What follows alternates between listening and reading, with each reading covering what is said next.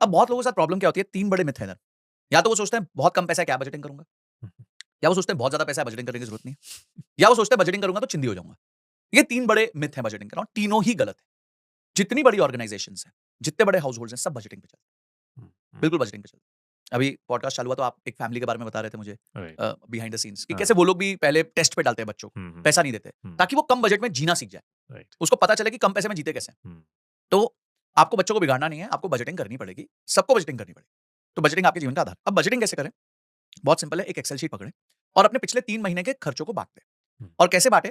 एक होता है फिक्स्ड एक्सपेंस, एक होता है वेरिएबल एक्सपेंस, एक हुँ, होता है पीरियोडिक एक्सपेंस। हुँ, फिक्स्ड मतलब फिक्स्ड, कोई आपका रेंट जा रहा है, आपका बिजली का बिल जाता है, हुँ, हुँ, आपका मेड का एक्सपेंस जाता है, कोई ईएमआई है तो वो जा रही है, तो वो फिक्स्ड हो गया।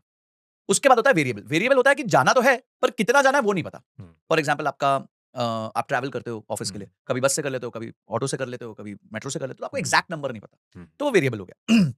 तीसरा होता है पीरियोडिक। पीरियोडिक मतलब कोई इंश्योरेंस का प्रीमियम आ गया, कोई हुँ, सब्सक्रिप्शन आ गई। हुँ, तो ये हो गए सारे पीरियोडिक एक्सपेंसेस। तो इस तरीके से अपना टेबल बना लीजिए कि मेरा फिक्स्ड एक्सपेंस क्या है, मेरा वेरिएबल क्या है, पीरियोडिक क्या है।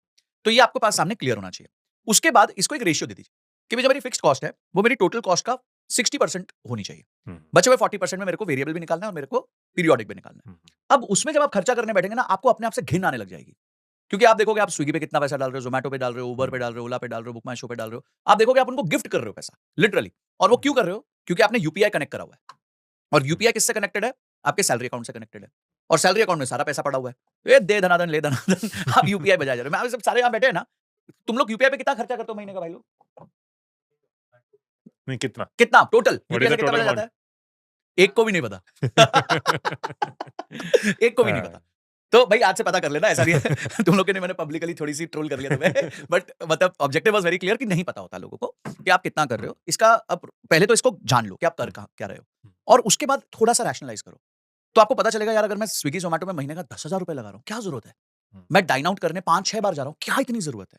यहीं से पैसा बचेगा, यही वो आपके बकेट का लीक है, जिसको आपको एमसील लगाना है और वहाँ से पैसा बचाना हुँ, है ना? वो ऐड बहुत अच्छी लगी थी मेरे को कि वो ऊपर से पानी गिरा और 1 मिट गया, हाँ, तो खत्म हो गया मामला। तो ऐसे आपका भी कहीं 1 ना मिट जाए इस वजह से। हुँ, सो बहुत सिंपल है, ये करने के लिए आपको पिछले 3 महीने के एक्सपेंसेस रखिए। फिर टारगेट करिए कि मेरा जो यूपीआई का एक्सपेंस है, वो मुझे नीचे लेके जाना है, 10% नीचे लेके जाना है। हुँ, आज आपका सारा यूपीआई का एक्सपेंस ₹12,000 महीना हो रहा है या ₹10,000 महीना हो रहा है। अगले महीने 9 कर दो, सिर्फ ₹1,000 बचाओ। अगले महीने उसको 8 तक लेके चले जाओ।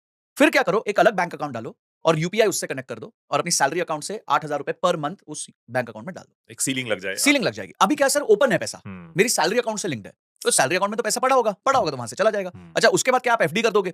एफडी में स्वीप इन होता है। अगर सैलरी अकाउंट से खत्म हो हुँ, गया, वहाँ एफडी से खिंच जाएगा। आपकी इन्वेस्टमेंट भी खराब हो जाएगी। हुँ, क्यों करना है ये सब? चुपचाप एक तीसरा अकाउंट बनाओ, एक्सपेंस अकाउंट, और उस एक्सपेंस अकाउंट में यूपीआई का जितना पैसा आता है वहाँ से डालो और यूपीआई को उससे कनेक्ट कर दो हुँ, और फिर खर्च करो, कोई प्रॉब्लम नहीं। सो बजटिंग हुँ, में आपको first you should know where your money is going, हाँ, then you should tell your money where to go. Right, कि आपको पहले पता होना चाहिए आपका पैसा जा कहाँ रहा है, फिर उसको इंस्ट्रक्शन देनी है कि तुम्हें जाना कहाँ है। हुँ, चिंदीगिरी नहीं करनी, हम सिर्फ देखना है कि रैशनलाइज़ कर सकते हैं, क्या कोई वेस्टेज हो रहा है हम उसको बचा सकते हैं। राइट, राइट, सर मैंने देखा है लोगों ने जिनकी तनख्वाह 40-40 हज़ार है, सिर्फ बजटिंग की एक्सरसाइज से सर साल का 25 से 30 हज़ार रुपए बचाया। 25 से 30 वाह! हज़ार में आप लद्दाख घूम के आ सकते हो, हाँ, ऋषिकेश घूम के आ सकते हो, कोई ना कोई और भी अच्छी चीज़ कर सकते हो, हाँ, इन्वेस्टमेंट कर सकते हो, तो कितना कुछ ऑलमोस्ट किया जा साल सकता में है। 1 महीना ऐड कर दिया आपने आपने। साल में 1 महीना तनख्वाह का ऐड कर दिया। Right, right, just by doing one simple exercise which हाँ, takes 1 hour a month. Right, right. आपने बीच में बोला था कि पैसे के साथ 6-7 तरह के रिलेशंस होते हैं।